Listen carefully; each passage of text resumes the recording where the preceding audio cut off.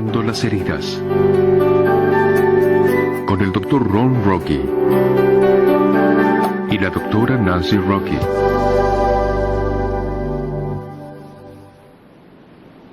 Bienvenidos a la clase 8. Saben, se merecen un gran aplauso. Y supongo que debemos aplaudirlos por seguir con tanta fe este proceso de recuperación. Estamos orgullosos. En realidad, sabemos que funciona. Funcionó para nosotros. Convirtió nuestro matrimonio, que era un infierno viviente, en una vida en el paraíso. Funcionó para ti. ¿Qué significa eso? Pues... yo no tenía problemas. Oh, en tus sueños.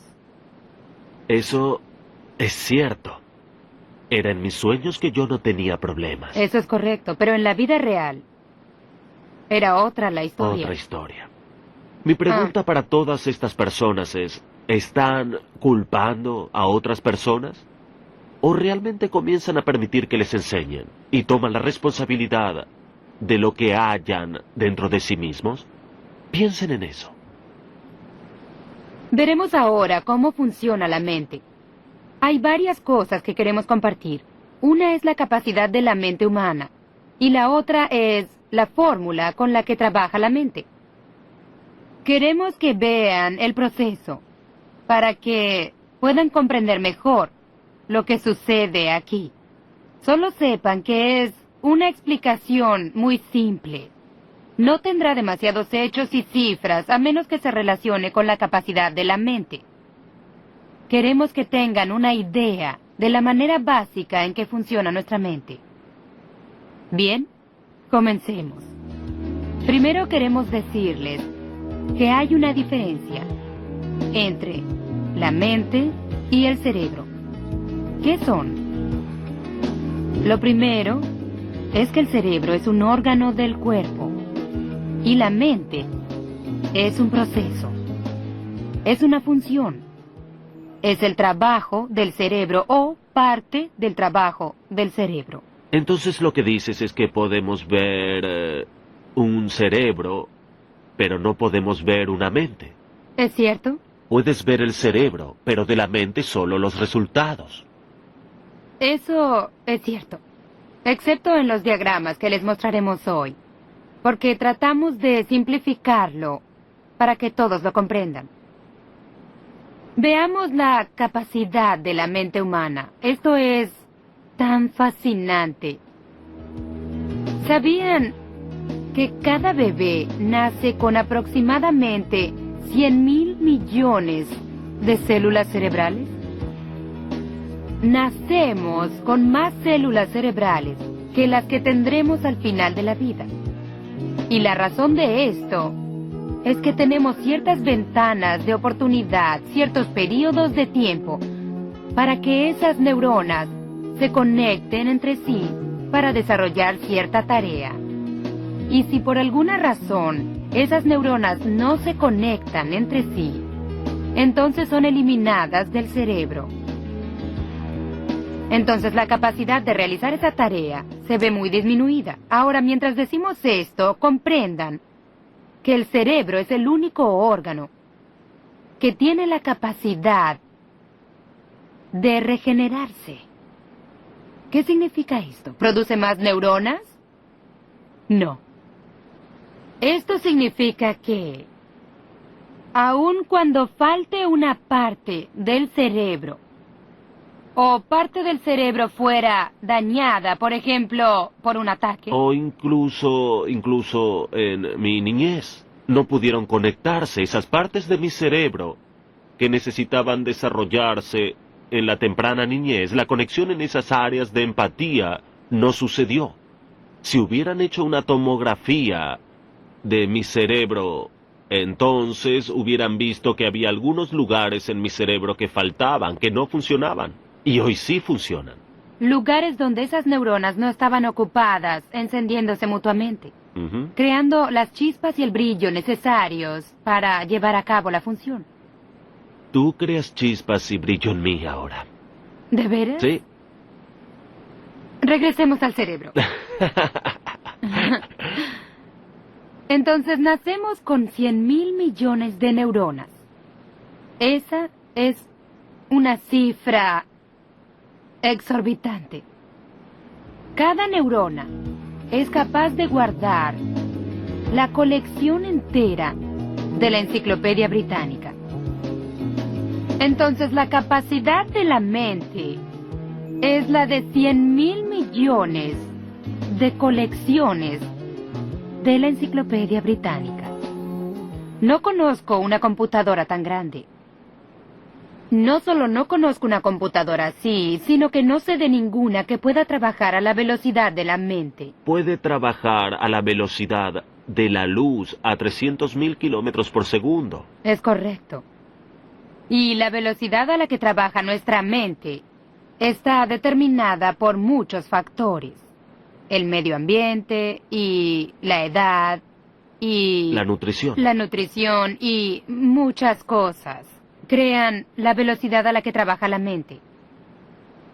La capacidad de la mente humana es de veras increíble.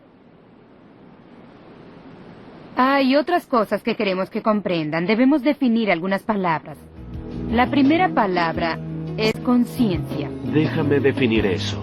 ¿Está bien? Esto lo dijo un hombre que asistió a uno de nuestros seminarios. Dijo, conozco la definición, conciencia. Es ese extraño tiempo entre las siestas.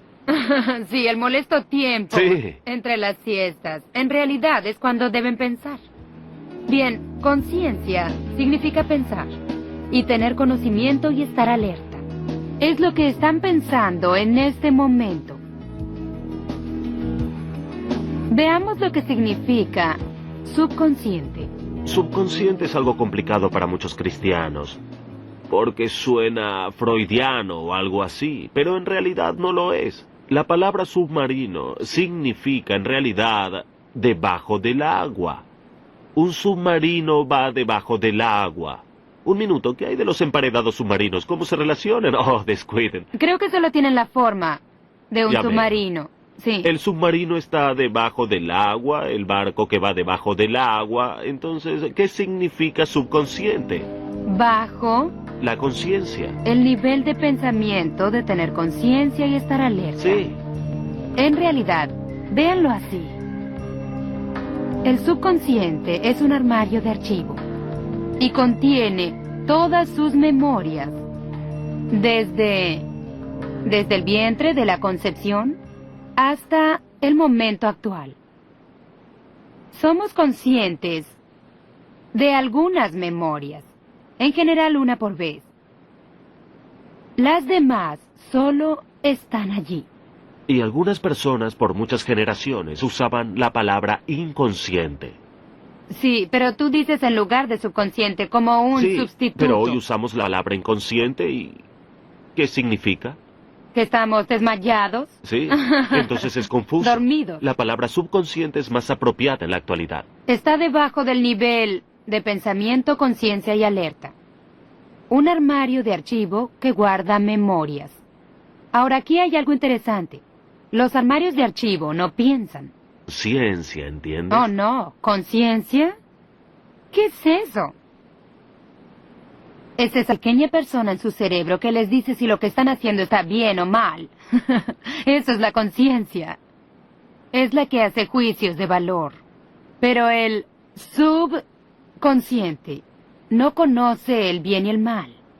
Él no hace juicios de valor. No sabe dónde termina uno y comienza el otro. Correcto. Y si no lo ve, no existe. Entonces, es realmente como un armario, como expedientes, solo están allí en el armario. Es todo. Hasta que viene el estímulo correcto, ve por tal o cual expediente, tómalo y léelo, haz eso. Oh, sí. Pero no comprendimos que esos expedientes en ese armario son las cosas que nos hacen pensar lo que pensamos, sentir lo que sentimos y comportarnos como lo hacemos. Pues bien, de hecho, el subconsciente surge y le da órdenes a la mente consciente y Es obliga cierto. a la mente consciente a hacer lo que no desea hacer. Es como Pablo En la Biblia dice, no hago lo que quiero, sino lo que aborrezco. Eso es lo que hago. ¿Y por qué? ¿Por qué? Por sus problemas inconscientes, cosas de su subconsciente que dan órdenes a su consciente y le obligan a hacer cosas que no desea. Correcto. Y cuando podemos comprender cuáles son esas cosas, entonces podemos hacer que el consciente tenga control sobre el subconsciente y no lo contrario. Y ese es el deseo, ¿cierto? Eso es lo que deseamos poder hacer. Comprendiendo la verdadera fuerza del deseo y cómo funciona. Tomando control sobre nuestras vidas en lugar de dejar que nuestras memorias nos controlen. Aun cuando no hay memoria de las memorias. Lo sé. Porque para mí no hay memorias del trabajo de parto, del tiempo que pasé en el vientre, pero tengo severos problemas de rechazo. Entonces dices que no recuerdas esas memorias. No, pero el Pero sentimiento... aún así están allí, ¿cierto? Por supuesto. ¿Y qué es lo que está aún allí? El sentimiento.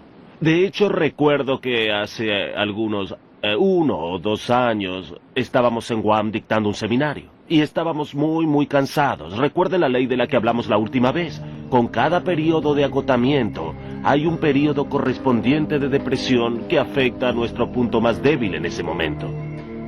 Enseguida recuerdo lo que sucedió en ese seminario.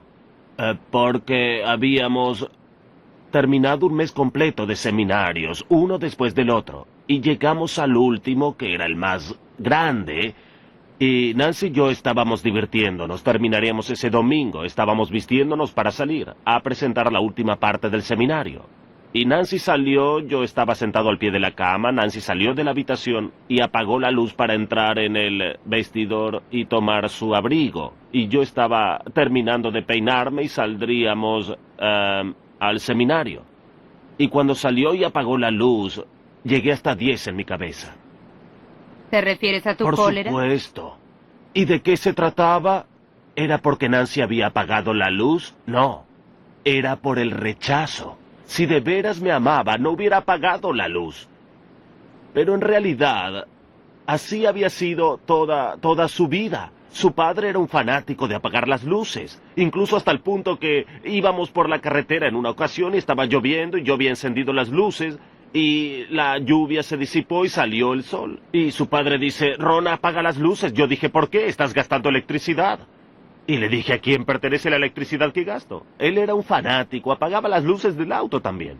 Y esa era tu norma, salir de una habitación y apagar la luz. Oh, claro. Pero cuando estaba cansado, muy cansado, aunque estaba muy bien, todo estaba bien cuando apagaste esa luz, yo llegué hasta un 10 de cólera. Pues una de las cosas que debemos recordar sobre el daño es que si nos han hecho daño desde muy temprano, asumimos que todas las personas quieren dañarnos.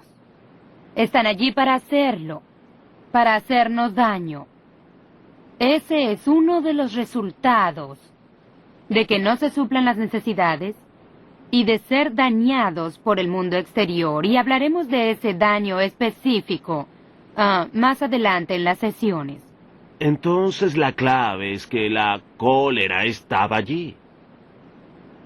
Un enfado al límite, pero yo sabía cómo manejarlo y no controló mi conducta y se disipó con facilidad. Y esa es la alegría de la recuperación. Verán cómo esas necesidades no suplidas ya no los controlan en su adultez. Verán que hay una nueva vida para ustedes. Veamos la palabra represión. Es una palabra muy pronunciada por personas en los círculos psicológicos y por personas del oficio últimamente. ¿Por qué? ¿Y qué es la represión? Pues, Ron, tú y yo creemos que la represión es un mecanismo que Dios nos dio para tomar las memorias dolorosas y ponerlas en lo profundo del armario de archivo, para que no vengan a hacernos daño otra vez. Creemos que es un mecanismo que Dios nos dio para proteger nuestra psiquis, nuestra mente. Pero no significa que al poner estas memorias en represión dejen de afectar nuestros niveles de sentimientos o nuestras conductas. Aún nos afectan dramáticamente, aunque no las recordemos. Lo recordemos o no, orquestan nuestras conductas actuales, por supuesto. ¿Y qué hay del olvido? Sabes, algunas personas dicen, oh, yo no recuerdo nada, siempre olvido todo. ¿Sabes qué es lo sorprendente? Cada experiencia que han tenido en sus vidas, desde las experiencias en el útero hasta este preciso momento, está grabada indeleblemente en la mente subconsciente. Está en el armario de archivo. Solo Dios olvida. Olvidar es una cualidad de Dios, no es una cualidad humana. Solíamos oír que debes perdonar y olvidar. No es así. La verdad es que deben perdonar, sí. Y el perdón vendrá como un obsequio de Dios para ustedes. Pero olvidar es necesario. Y es necesario para evitar que ustedes se pongan en la misma situación que una vez debieron perdonar. Lo único a lo que debemos temerle en el futuro es a olvidar lo que nos sucedió en el pasado. Nuestro pasado es la base de nuestro presente. Nuestras memorias son las piedras fundamentales del futuro. Por eso son quienes son. Y son muy importantes. Y no queremos borrar ninguna memoria. Queremos mostrarles cómo hacer. Y que ya lo están haciendo. Para eliminar de esas memorias la emoción negativa que orquesta nuestros pensamientos, sentimientos y conductas. Y no nos sentimos exitosos. Es el propósito de la recuperación, deshacer la negatividad. Bien, veamos cómo funciona la mente. Se basa en una fórmula que, créanlo o no, desarrolló el Dr. Pavlov hace muchos años, cuando estaba experimentando con un pastor alemán, una campana y un trozo de carne. Se acercaba al perro con la carne y la campana, le mostraba la carne al perro y hacía sonar la campana al mismo tiempo. Y la respuesta del perro era salivar, babear. El doctor Pavlov repitió esto varias veces. Y en una ocasión, se acercó al perro solo con la campana. No llevó la carne esta vez. Y cuando fue hasta el perro e hizo sonar la campana, ¿qué suponen que hizo el perro? Salivó. Sin ver la carne. Sin ver la carne. Eso se llama el estímulo produce respuesta. Correcto. Es la fórmula que encontró. Y la mayoría de los mamíferos se manejan en este nivel, y los humanos también. Correcto. El estímulo era el té que se servía en la taza. Cierto. Y la respuesta era mi cólera. Que era la misma cólera que tenías cuando eras un niño y te encerraban lejos de la comida y todo el mundo se reía de ti. Eso pensabas. Sí. ¿No es fantástico? La fórmula con la que trabaja la mente es que el estímulo produce respuesta. ¿Qué significa? Bien, imaginen, si pueden, una pila de discos compactos. Y algo así es como se vería la mente. Cada disco es una memoria. Y están organizados en orden cronológico, desde el nacimiento al momento actual. Y cuando nos llega un estímulo del mundo exterior, o incluso desde dentro de nuestra mente, puede venir por la vista, el oído, el olfato, el gusto, o el tacto, o incluso por nuestras propias emociones. Cuando viene el estímulo, nuestra mente automáticamente, y eso se llama respuesta autonómica, se dirige a esa pila de discos. Busca muy deprisa otras memorias que se relacionen al estímulo. Extrae esas memorias de la pila de discos y entonces respondemos al estímulo no en base al momento actual, sino en base al pasado. Todas esas otras memorias, más el momento presente. Cuando regresamos al escenario de la comida, siendo que no me alimentaban de niño, Correcto. hasta que yo no me enfadaba en extremo y enloquecía a todos en la casa. Cuando nos casamos y tú no tenías la comida sobre la mesa a la hora correcta, llegaba a las 10 y me encolerizaba. Cierto. Porque cuando nos casamos, ¿qué era yo para ti? Te convertiste en mi madre. Y eso... Y entonces mi responsabilidad era... ¿Qué? repararme. ¿Y? Y cuidar mis necesidades. Como no lo hacía mi madre. Correcto. Y cuando decías que la comida debía estar lista, ¿te referías a cocinada y caliente? ¿O a que la mesa debía estar servida? Y la comida sobre la mesa para que todo lo que tuvieras que hacer fuera sentarte a la mesa y comer. Sí. Preferías la comida en tu plato para que no tuvieras siquiera que servirla, ¿cierto?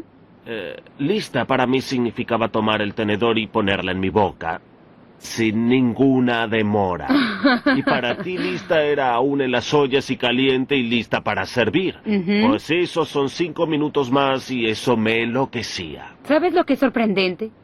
Las personas solían preguntarte, ¿por qué no la ayudas sirviéndote tu propia comida?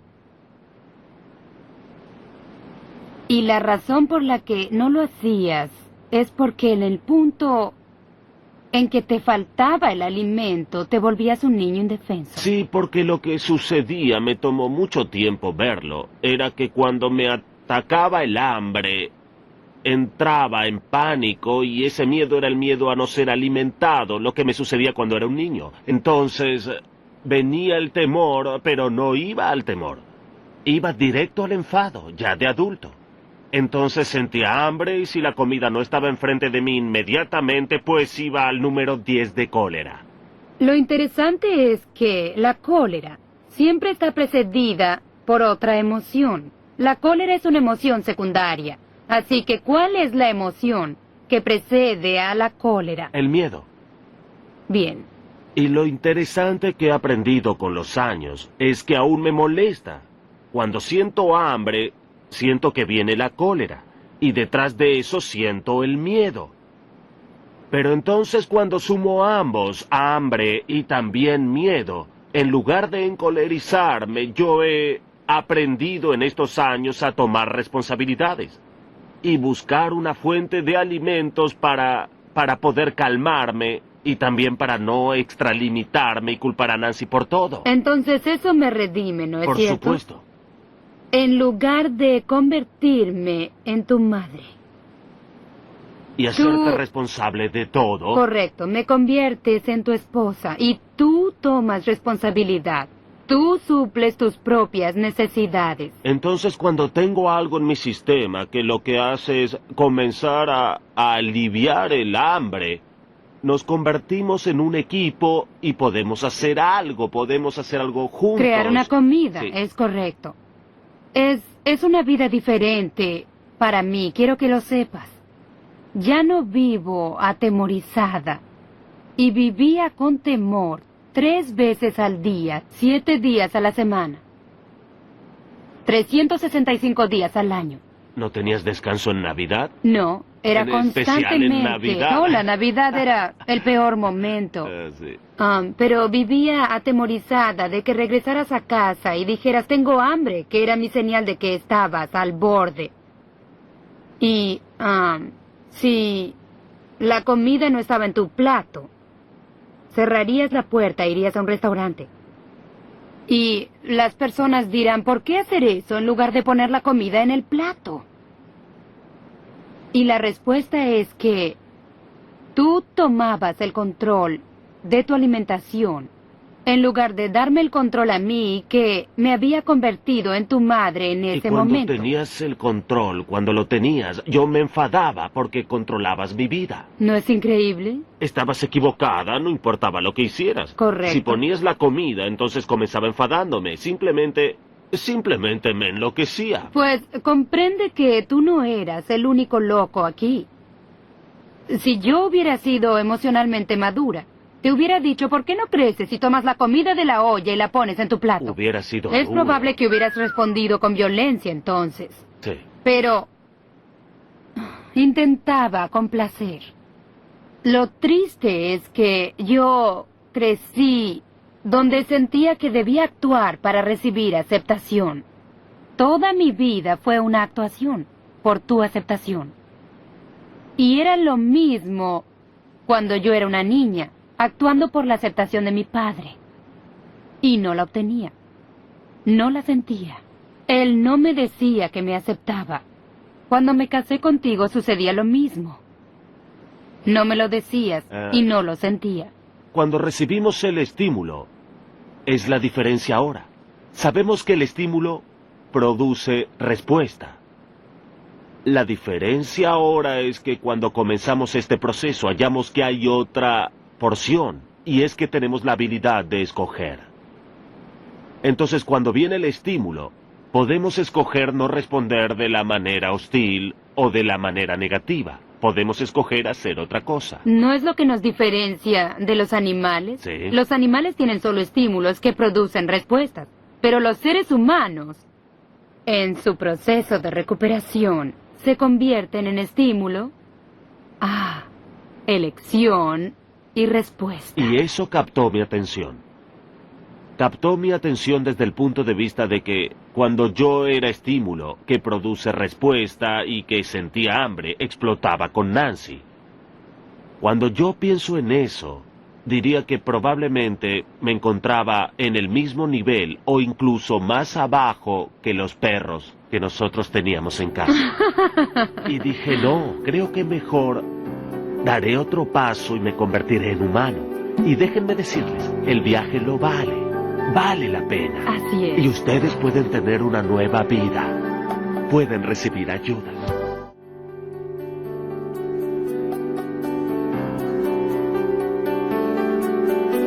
Sanando las heridas.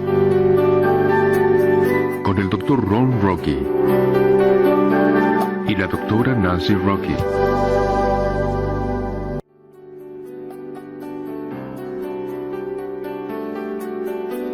Sanando las heridas.